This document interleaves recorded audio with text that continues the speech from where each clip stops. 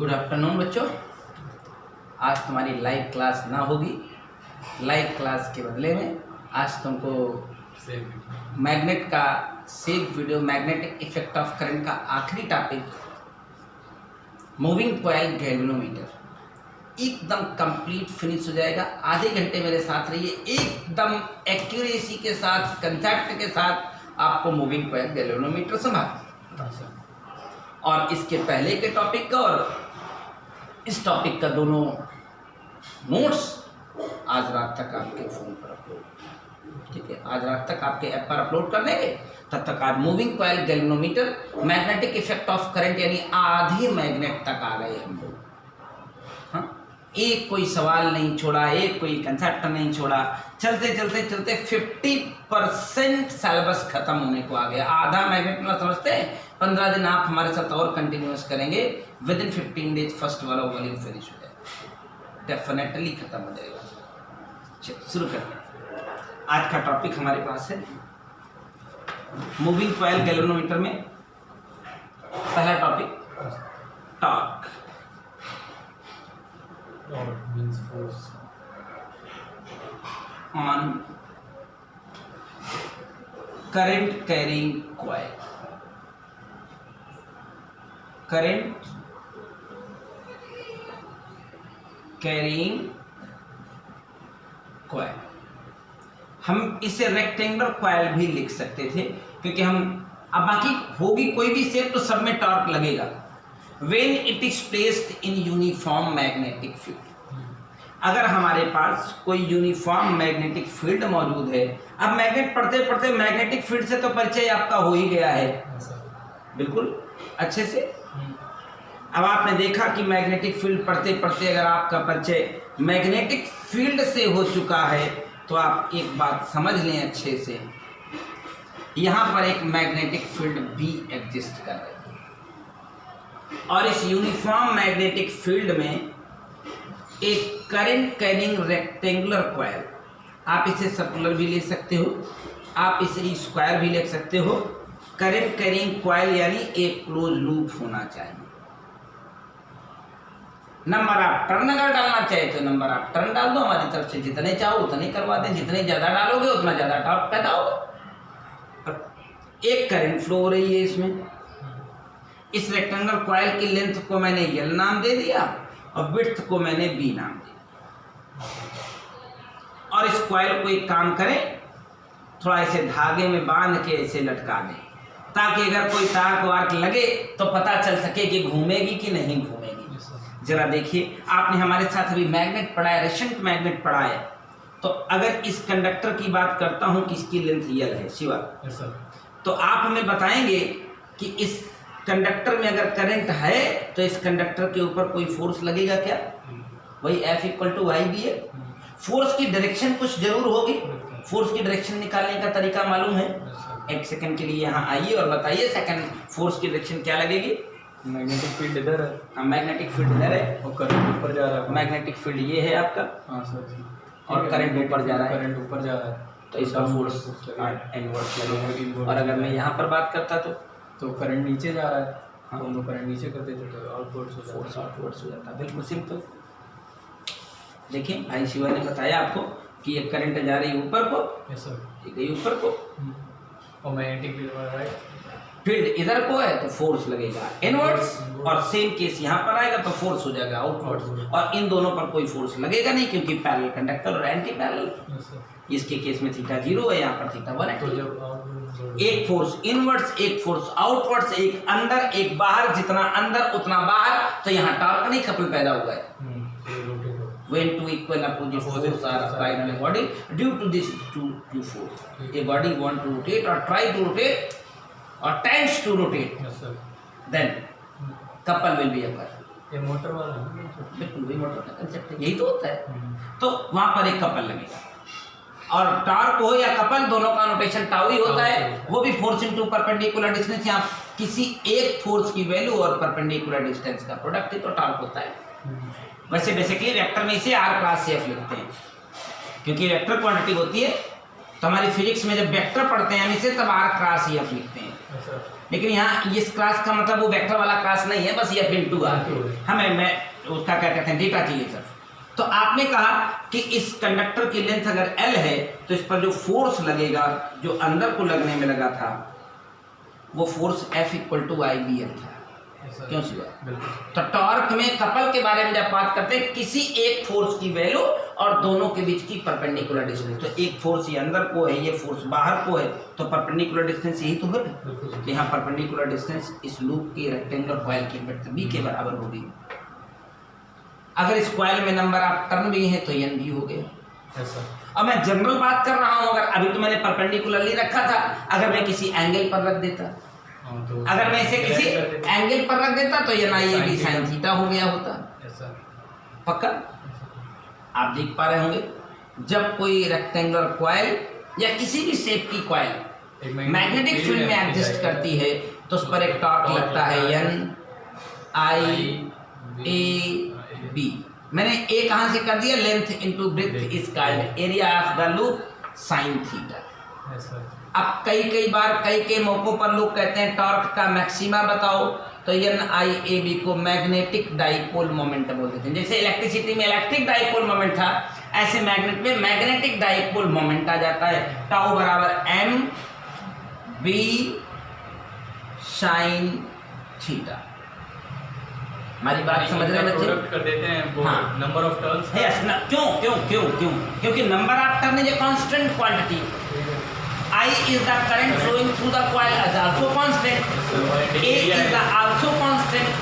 तो एरिया बदल नहीं सकते, नंबर ऑफ टर्न बदल नहीं सकते, करंट को बदल नहीं सकते, थोड़ा वीडियो को पॉज कर दो, बदल नहीं सकते, नंबर ऑफ टर्न को बदल नहीं सकते, करंट को चेंज नहीं करते, बार बार एरिया फिक्स रहता है। तो इस पूरी फिक्स क्वांटिटी को हमारी फिजिक्स में नाम दे दिया गया कैपिटल M। कैपिटल M था हमारा, M था NIA के बराबर। इसे हमारी फिजिक्स में कहा गया magnetic dipole moment, MDM, magnetic dipole moment. तो किसी भी कॉइल को अगर मैग्नेटिक फील्ड में रख दिया जाए तो एक बात पक्की है कि मैग्नेटिक फील्ड में जैसे वो पहुंचेगी, करंट आएगी, वो पलटी मारना शुरू कर देगी। तो मोटर का बेसिक कंसेप्ट यही तो होता है। और मोटर में क्या होता है, मोटर में एक मैग्नेटिक फील्ड होती है, जैसे आप कॉइल में करंट पास कराओगे पंखा घूमने लगता है, और उसमें इतना ही प्रिंसिपल है, इसका बेसिक प्रिंसिपल फैन का यही है और कुछ नहीं है।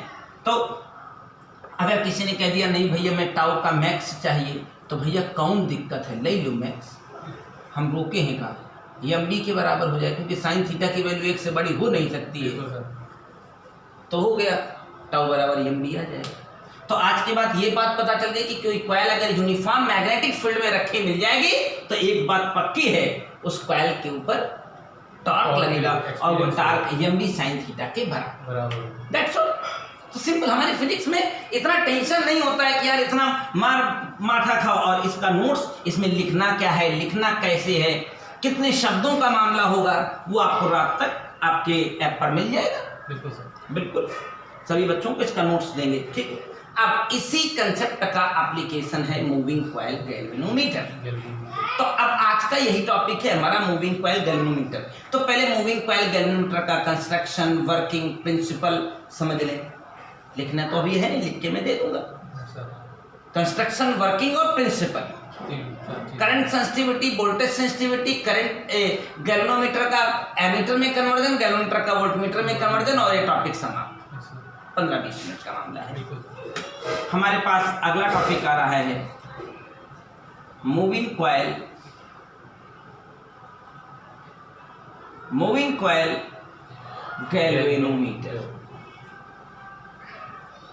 देखो हमने हमेशा कहा कि हमारी फिजिक्स माथा मारने का विषय नहीं है, हमारी फिजिक्स दिल से लेने का विषय है। हमेशा दिल से एक्सेप्ट करें, जब ये दिल में घुसेगी तभी ये आपको हमेशा के लिए आएगी। नहीं माथा मार के इधर उधर करके सेटिंग बना के निकाल तो लोगे, लेकिन वो तुम्हें आएगी नहीं।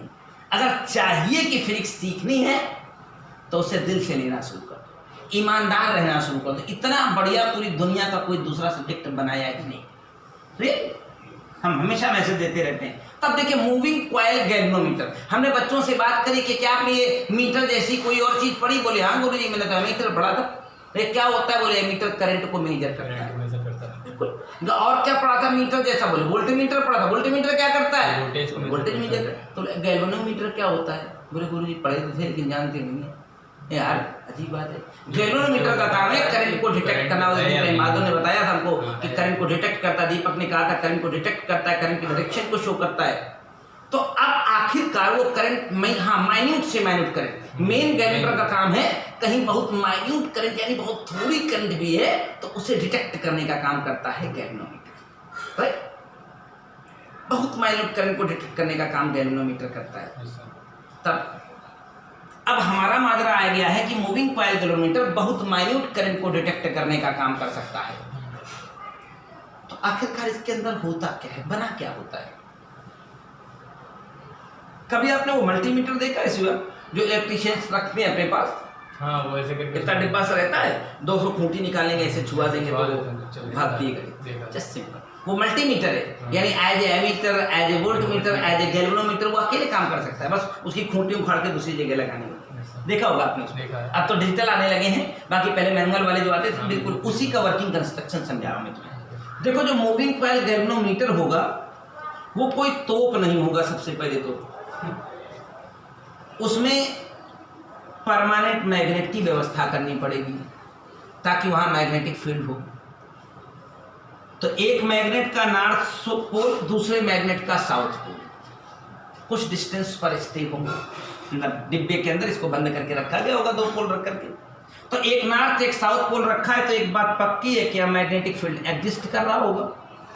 अरे भाई मैग्नेटिक फील्ड आता कहाँ से है? मैंने बताया था तुम्हें कि अगर मैग्नेट का नॉर्थ मैग्नेट का साउथ पोल एग्जिस्ट करता है कहीं तो वहाँ मैग्नेटिक फील्ड लाजमी है। मैंने कहा इलेक्ट्रिक फील्ड के लिए क्या करते हैं? बोले एक पॉजिटिव एक नेगेटिव चार्ज का ग्रुप कहीं पर मौजूद है, वहाँ इलेक्ट्रिक फील्ड एग्जिस्ट करेगी। आप देख रहे हैं यहाँ मैग्नेटिक फील्ड एग्जिस्ट कर रही है। और मूविंग कॉइल गैल्वेनोमीटर कोई तोप नहीं है। मैंने बताया हैवी नंबर ऑफ टर्न की एक कॉपर की कॉइल, अच्छी क्वालिटी कंडक्टर की एक कॉइल। ये जो सिरा है बाहर ले आइएगा, करेक्ट। और इस पूरी कॉइल को एक मटेरियल होता है फास्फोरस ब्रॉन्ज, मटेरियल का नाम है फास्फोरस ब्रॉन्ज स्ट्रिप के ऊपर इसको लटकाकर, फास्फोरस ब्रॉन्ज स्ट्रिप पर इसको लटकाकर छोड़ देते। हाँ, पत्ती जैसे हल्की, मतलब वो बिल्कुल डक्टाइल मटेरियल होता है कि अगर जरा सा भी फोड़ सके तो आराम से ऐठन उसमें आ जाएगी। ऐठने में लड़ाई नहीं करेगी। फास्फोरस ब्रॉन्ज होता है मटेरियल, इसको ऐसे लटका रखा है। और इसी फास्फोरस ब्रॉन्ज स्ट्रिप का जो मैटर है, इसी के साथ एक रैचिट लगा के, रैचिट समझाता हूं मैं क्या है रैचिट। एक रैचिट लगा करके एक पॉइंटर यहां लगा देते हैं और जो आपको डिब्बे के बाहर दिखता है घड़ी जैसा, वो सिर्फ इतना ही पोर्शन होता है जो आपको दिखता है, विजिबल होता है। बाकी एक सब पूरा केस के अंदर बंद होता है। तुमने अगर गैल्वेनोमीटर हाथ में लेके देखा हो तो ये सब पूरा केस में बंद होता है, यही कि वो सुई में बाहर दिखता है, बस। रैचिट आपने वो देखा होगा, बच्चों का खिलौना आता है जो हेलीकॉप्टर से चाबी भर दो तो अंदर उसकी कुछ खड़ी पुली लगी रहती है, कुछ उसका मैकेनिज्म खुला है। कभी जो खिलौना आता है, चाबी वाली गाड़ी आती है, हेलीकॉप्टर रहता है ना, उसमें उसका मैकेनिज्म खोलो तो बीच में इतना सा रहता है, उसमें कुछ पैरेलल पुली होंगी, कुछ क्रॉस पुली होंगी, कुछ ऐसे ऊपर वाली एक के साथ एक से दांते में फंसी होगी। वही है, और क्या है, उसी दांते के साथ ऐसे फंसा हुआ है। अब क्या है, आपको पता लगाना ही है कहीं करंट की, यहाँ करंट है कि नहीं। हम एक चीज अभी छोड़ रहे, थोड़ी देर में डिस्कस करेंगे।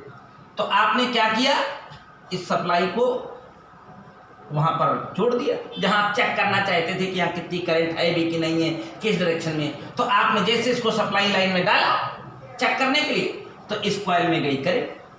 अब ये भी बता के रहा हूं कि मैग्नेटिक फील्ड में कॉइल होगी, करंट जाएगी तो दे दनादन चक्कर मारेगा, टॉर्क पैदा होगा। वो टॉर्क टाउ बराबर mv sin थीटा जनरेट होगा, क्योंकि कॉइल 90 डिग्री के एंगल पर रखी हो तो mv जनरेट होगा। जैसे टॉर्क जनरेट होगा ये दे चक्कर मारना शुरू करेगी। अब जैसे इसे चक्कर मारेगी तो फास्फोरस ब्रॉन्ज स्ट्रिप इसी से कनेक्टेड है। ये स्ट्रिप में ऐठन आएगी, ऐठन समझते हैं, टॉर्सन कहते हैं अंग्रेजी में उसको। तो ये स्ट्रिप ऐसे ऐठना शुरू, क्योंकि इसको तो आपने टांग रखा है। कॉइल घूमेगी तो ये स्ट्रिप भी ऐठेगी, और जब ये स्ट्रिप ऐठेगी तो स्ट्रिप में लगा हुआ रैचेट भी ऐसे ऐठे घूमेगा। जब वो घूमेगा तो घुमाने में लगा वो पॉइंटर, ये पॉइंटर भी तो ऐसे ऐसे करके भागेगा। सही है। अब यही पॉइंटर भागता आपको दिखता है उस डिब्बे में। और क्या दिखता है तुमको डिब्बे में, बताओ?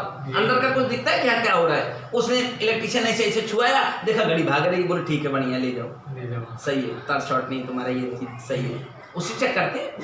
तो अगर उसकी सर्किट कंप्लीट है, सही है वो, तो डिटेक्शन के लिए गैल्वेनोमीटर की सुई से भागेगी। यही है मूविंग कॉइल गैल्वेनोमीटर। और क्या तोप है क्या उसमें कोई? अब मुद्दा ये है कि जैसे पलटी पलटी पलटी पलटी मारी तो वो ज्यादा ये जो गैल्वेनोमीटर का सुई था, निडल था, वो फुल स्केल तक चली गई। उसको फुल स्केल डिफ्लेक्शन भी कहा गया। अब पता चला ये खूब पलटी मारी फुल स्केल तक चली गई। अब हुआ क्या, जब दूसरे दिन आपको कहीं चेक करना हुआ तो ये फुल पट्टी की हुई थी, फिर दूसरे दिन आपने घुसा दिया तो पता चला इसके आगे जगह नहीं है, तो टूट टाट के बराबर हो गया, खेल खत्म। तो ऐसा सामान बनाने से क्या लाभ की यूज एंड थ्रो हो जाए, सारा चाइना मॉडल एक बार यूज किया फेंक दिया। तो देसी बनाओ, इंडियन जुगाड़ लगाओ। तो इंडिया वाले जुगाड़ लगा लेते हैं। तो बोले काम करो, बहुत सरल तकनीक बता रहा हूँ, बहुत सरल चीज से बना देता हूँ इसको। एक तो स्प्रिंग लाइए, क्या चीज? स्प्रिंग एक स्प्रिंग ला करके वो कॉइल से कनेक्ट करके यहाँ जमीन पर इसको माउंट कर दीजिए इसी के केस में। अब क्या होगा, जब ये पलटी मारेगा तो स्प्रिंग भी ऐठेगा। और स्प्रिंग का नेचर होता है जब वो खूब ऐंठ बढ़ जाएगा, ऐसे ऐसे हो जाएगा, उसको फ्री छोड़ दोगे तो क्या होगा, वापस अपनी जगह पर आ जाएगा। तो जब ये घूम रहा होगा, पलटी मार रहा होगा, तो स्प्रिंग ऐंठ रहा होगा, और जब स्प्रिंग तबीयत से ऐंठ जाएगा, करंट जाना जब बंद हो जाएगी, तो स्प्रिंग वापस आएगा कि नहीं आएगा, तो वापस खट करके वापस फिर अपनी जगह पर आ जाएगी। इसीलिए गैल्वेनोमीटर को तुमने देखा होगा, और जैसे पॉइंट हटाते ही फिर वापस अपनी जगह पर चला जाता है। तो उसके पीछे क्या है, सिंपल सा मैकेनिज्म। तो ये समझ में आ गया, वर्किंग कंस्ट्रक्शन सब कुछ आ गया, प्रिंसिपल सब मैं लिख के दे दूंगा तो बढ़िया फीलिंग आ जाएगी। तुम भी लिख सकते हो, मुझे क्या करना है, तुम अपना किताब खोलो, ऐसा हो रहा कुछ पॉइंट उठाओ, नोटेट करो, बस यही इतना ही है मूविंग कॉइल गैल्वेनोमीटर। अब मूविंग कॉइल गैल्वेनोमीटर तो ठीक है, इतना है, ये कभी आया कभी नहीं आया, कभी कुछ हुआ, या जाता तो नहीं आता है। लेकिन मूविंग कॉइल गैल्वेनोमीटर बहुत कलाबाज टॉपिक है, इसका करंट से बड़ा सीधा संबंध है, और इसमें अच्छे अच्छे न्यूमेरिकल होते हैं। अगर मैं क्या कहते हैं, मैग्नेटिक इफेक्ट ऑफ करंट में चलते चलते अगर कुछ बढ़िया न्यूमेरिकल आने वाले हैं तो वो मूविंग कॉइल गैल्वेनोमीटर के हैं। बहुत न्यूमेरिकल प्रैक्टिस कराऊंगा कल की क्लास में। तो आज तो फिलहाल ये धीरे दे रहा हूँ थ्योरी, हम जानते आज मैं जानबूझ के भी वीडियो बना रहा हूँ। इसका कारण ये है कि तुमको ये वीडियो परमानेंट कर दूंगा। एक थ्योरेटिकल थॉट है ये, और ये वीडियो थ्योरी में अगर प्रिस्क्रिप्शन में पड़ा रहता है तो हमेशा देख सकते हैं आप इसे, समझ रहे हो गए। लाइव वीडियो ढूंढे यार, पता नहीं कौन सा आज कहाँ है, और सच में लाइव वीडियो कहाँ मिलेगा, कहाँ दोबारा कौन सा ढूंढेंगे, कौन सा देखेंगे। लेकिन अगर ये वीडियो आप देख लेंगे, कभी कंफ्यूजन हुआ तो बढ़िया से एकदम कंसेप्ट क्लियर हो जाएगा इसका। और देखो ये वीडियो सेक्शन में जाएगा, हाँ वीडियो में जाएगा, तो आप अपने वीडियो में सेव रहेगा, बढ़िया से कर। चलो आ जाओ बाबू। अब इस मूविंग कॉइल गैल्वेनोमीटर का एक बहुत स्मार्ट सा कंसेप्ट है, बहुत सुंदर सा कंसेप्ट है, जो लोग बहुत कम समझ पाते हैं। करंट सेंसिटिविटी, हाँ current sensitivity, current sensitivity of a moving coil galvanometer. या तुमको मैंने कंस्ट्रक्शन सिखा दिया, काम कैसे करता है ये बता दिया, दिखाने का काम मैं बाद में करा दूंगा। अब इस मूविंग कॉइल गैल्वेनोमीटर में एक खूबसूरत सा कंसेप्ट आता है, करंट सेंसिटिविटी। शॉर्ट में उसे CS कहता है हमारा science, current sensitivity CS। Deflection per ampere, deflection per ampere in A galvanometer is called current. Deflection का मतलब क्या है, जो अभी मैंने दिखाई थी तुमको कि रैचिट में लगा हुआ ये पॉइंटर था, तो ये कितने डिग्री डिफ्लेक्ट हुआ है, उधर पे कितना डिग्री गया, कितने डिग्री की शिफ्टिंग मारी इसने, ये deflection 5। Deflection per ampere is called current sensitivity. Deflection per ampere is called current sensitivity. अब सुनो, अब हमने कहीं पढ़ा है जो ये डिफ्लेक्शन है ये टॉर्क की वजह से पैदा होता है। सिंपल सी बात है, जितना ज्यादा टॉर्क उतना ज्यादा डिफ्लेक्शन। टाउ बराबर C थीटा होता है। टाउ बराबर एक रिलेशन क्लास 11 में था C थीटा। यहाँ C था टॉर्सन कांस्टेंट और थीटा था कितना एंगल घूमा। तो बेसिकली थीटा या कह दो इसको फाई कह दो, एंगल है ना ये डिफ्लेक्शन, तो थीटा या फाई होता था डिफ्लेक्शन। तो फाई इक्वल टू बेसिकली, और मैं इसके स्टेप बढ़ता तो टाउ बाई सी हो जाता। अब क्लास 11th में सी इज द टॉर्सन कांस्टेंट, ऐंठन गुणांक, टाउ इज द टॉर्क और थीटा इज द एंगल, कितना एंगल घूम गया। तो अब टाउ इक्वल टू, आज ही अभी ताजा ताजा पढ़ा है, एन आई ए बी, कुछ कहने की जरूरत तो नहीं है। No sir. अभी ताजा है, 10 मिनट भी नहीं गुजरे होंगे। सी आई, तो इसको काट दिया। तो करंट सेंसिटिविटी का एक खूबसूरत सा रिलेशन, जिसके ऊपर एक से एक बेमिसाल सवाल मैं आपको कराऊंगा, NAB by C.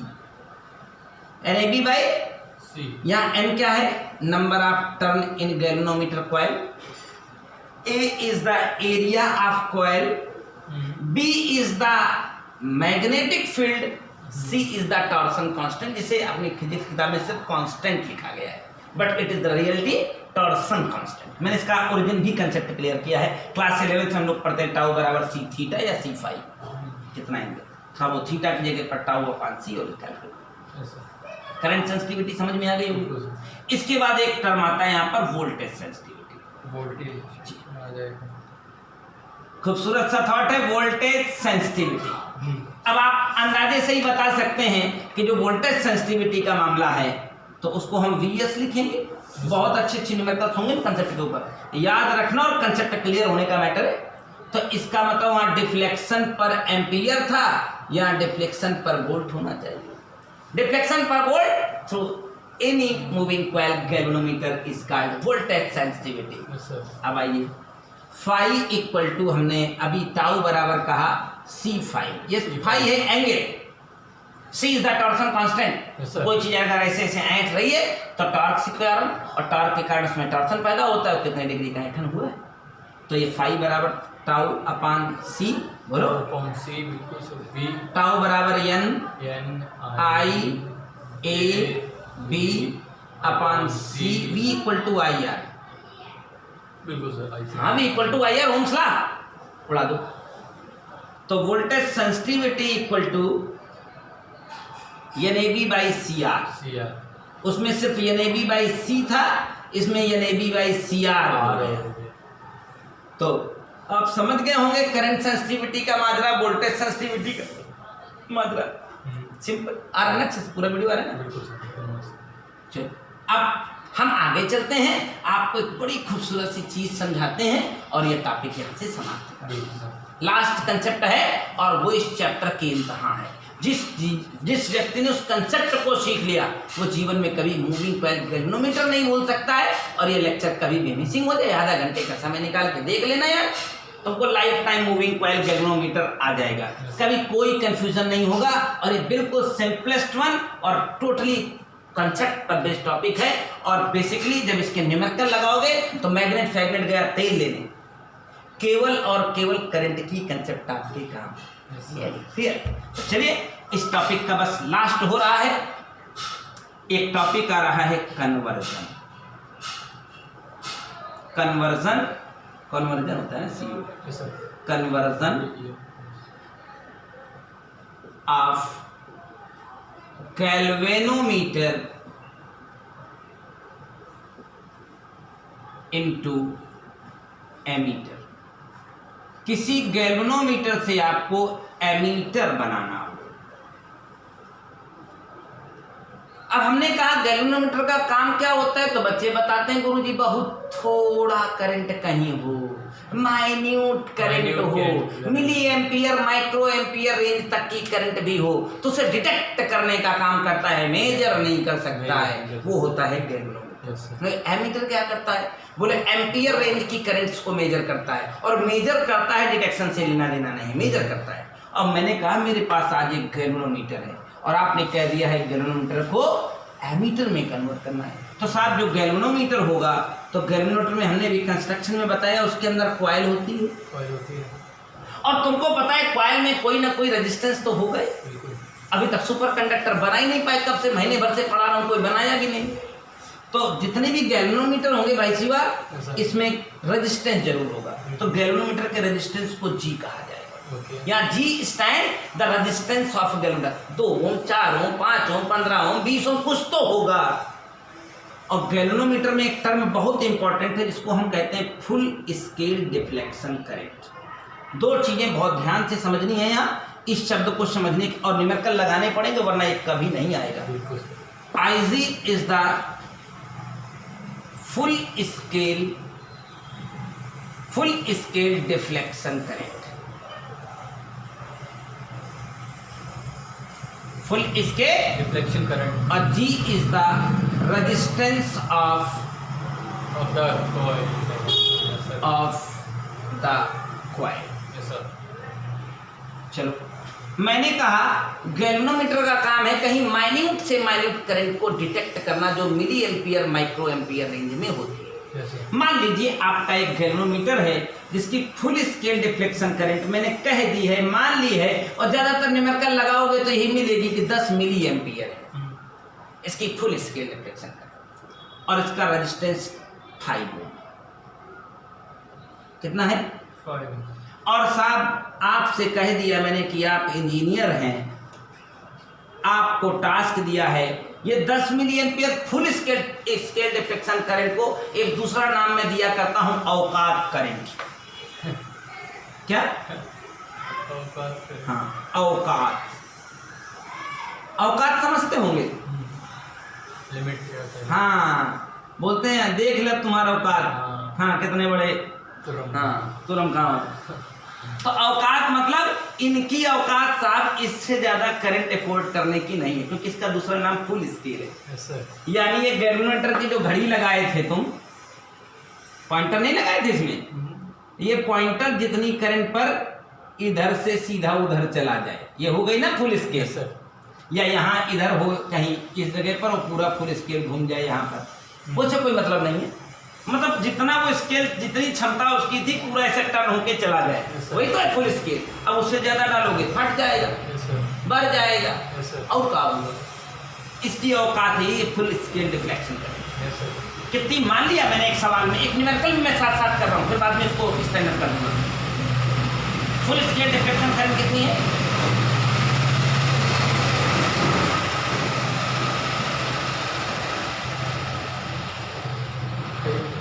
Sir full scale deflection current कितनी है? 10 मिली एम्पियर। मैंने एक एग्जांपल भी रखा है, Yes, sir. और इसका अपना खुद का रेजिस्टेंस कितना है? 5 ओम। 5। मैंने कहा साहब आप बड़े वाले इंजीनियर हैं, एक काम करिए, इसको 10 एम्पियर रीड करने वाले एमीटर में कन्वर्ट करिए। ठीक है। तो बोले गुरुजी 10 एम्पियर रीड कर भाई ना करेगा, काहे? इसकी औकात 10 मिली एम्पियर की है, और आप बात कर रहे हैं 10 एम्पियर, यानी 1000 गुना करंट भेजेंगे आप। क्योंकि वो फुल स्केल। हाँ, 1000 10 मिली एम्पियर में फुल स्केल हो जाएगा भैया। 10 एम्पियर भेज देंगे तो 10 एम्पियर 10 मिली एम्पियर का 1000 गुना होता है। सह पाएगा ये? फाट जाएगा। बचाना चाहते हो? Yes sir. आप इंजीनियर हैं, आपको करना पड़ेगा, क्योंकि आपका टारगेट भी वही है, conversion of galvanometer into ammeter. तो आप क्या कर सकते हो इसके लिए? आपको पता है इसके पैरेलल में एक रेजिस्टेंस बैठा दो। मैंने तो करोड़ों बार आपको बता डाला कि पैरेलल में करंट डिवाइड होती है। बिल्कुल सर। पैरेलल में करंट डिवाइड होती है, तो इसकी औकात है IG एफोर्ड करने की। इसका मतलब जितनी एक्स्ट्रा करंट है वो सारी नीचे के रास्ते से निकल जाए, ये बच जाएगा, और आपकी 10 एम्पियर की करंट को भी रीड कर लेगा। हाँ, रीड कर लेगा। यानी टोटल करंट मेरे पास आई थी, IG ऊपर ज्यादा इससे जा ही नहीं सकती है, तो बाकी करंट नीचे से पास हो गए। समझ गए कि नहीं? तभी डेटा हटा देता हूँ, उसका कोई खास काम नहीं है। न्यूमेरिकल में आएगा तो बात करेंगे। ये फुल स्केल डिफ्लेक्शन करंट वाला समझ में आ गया? बिल्कुल सर। और अगर आप एक्स्ट्रा करंट, बड़ी करंट आई यहाँ से पास कराओगे, तो जितनी एक्स्ट्रा करंट वो नीचे से पास से निकल जाए, तो आपका गैल्वेनोमीटर जलने से बच जाएगा। बिल्कुल सर। तो उसके लिए आपको नीचे एक पैरेलल रेजिस्टेंस लगाना पड़ेगा। और मैग्नेट के एक टेक्निकल टॉपिक में जिसका नाम गैल्वेनोमीटर है, इस पैरेलल रेजिस्टेंस का नाम शंट बोला जाता है। हाँ, एक वर्ड आता रहेगा शंट, तो आप लोग कंफ्यूज मत होइएगा। शंट मतलब पैरेलल रेजिस्टेंस। हाँ, शंट का मतलब पैरेलल, शंट माने रेजिस्टेंस नहीं, शंट का मतलब parallel resistance. Resistance, short word हो गया। अगर पैरेलल रेजिस्टेंस ना कह दे एक शंट लगाया जाता है। शंट का मतलब ही होता है shunting is called parallel. Okay right. तो अब हमारी पुरानी थ्योरी को फॉलो करिए। अब आपसे पूछा गया था कितना लगा लें भाई साहब की बच जाए, यही पूछे गए एस की वैल्यू। तो पैरेलल में वोल्टेज इक्वल होता है।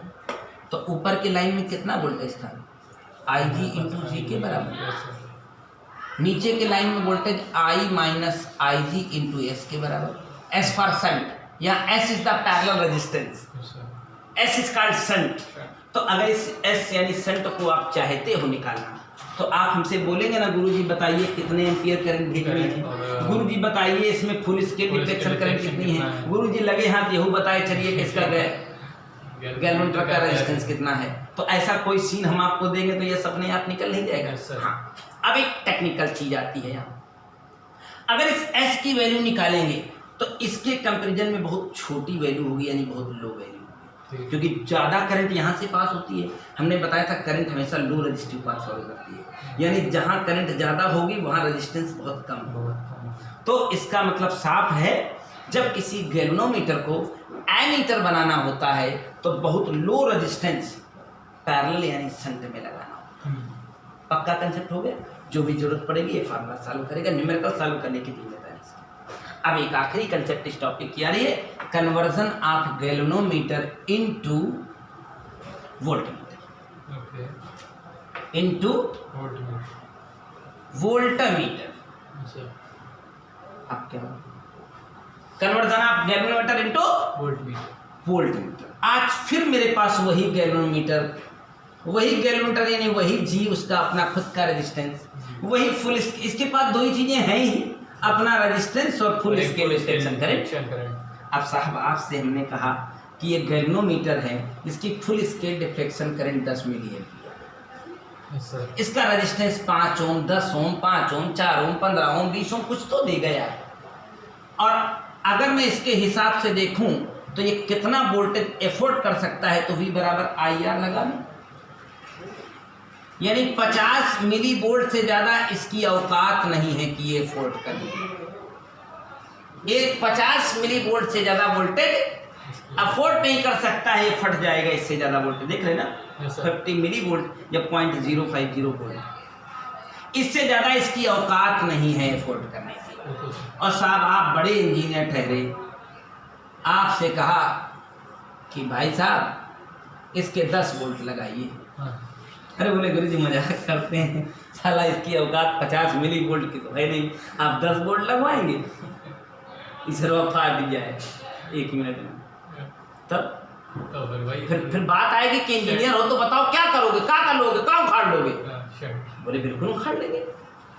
बोले जब वो हमें गैल्वेनोमीटर बनाना था तो मैंने शंटिंग कराई थी, क्योंकि पैरेलल में करंट डिवाइड होती है और वोल्टेज सीरीज में डिवाइड होता है। इसका मतलब अब की बार रास्ता साफ है हमारा कि अगर इससे बचाना चाहते हैं तो एक हैवी रेजिस्टेंस इसके सीरीज में लगाना।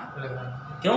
क्योंकि ये तो बहुत थोड़ा वोल्टेज खा रहा, सिर्फ आई जी इंटू जी के बराबर जो 50 मिली वोल्ट। मैंने एक एग्जाम्पल दिया, 10 वोल्ट लगाए पड़े हो, वो 50 मिली वोल्ट से ज़्यादा खाएगा नहीं, यानी 9.995 वोल्ट तो इसे चाहिए। यानी इसको, और हमने करोड़ बार बताया सीरीज में करंट सेम होती है, यानी बेसिकली ये सर्किट का ओरिजिनल कंसेप्ट वही जा रहा है। तो आई जी इंटू आर है ना, जो करंट इसमें जाएगी वही इसमें जाएगी। इसका वोल्टेज हो जाएगा आई जी इंटू जी और इसका वोल्टेज हो जाएगा आई जी इंटू आर, और जो भी तुमने टोटल लगाया है वो वोल्टेज इन दोनों का सम होना चाहिए। तो हमें कहना चाहिए कि total V equal to I G common कर लो तो G प्लस R।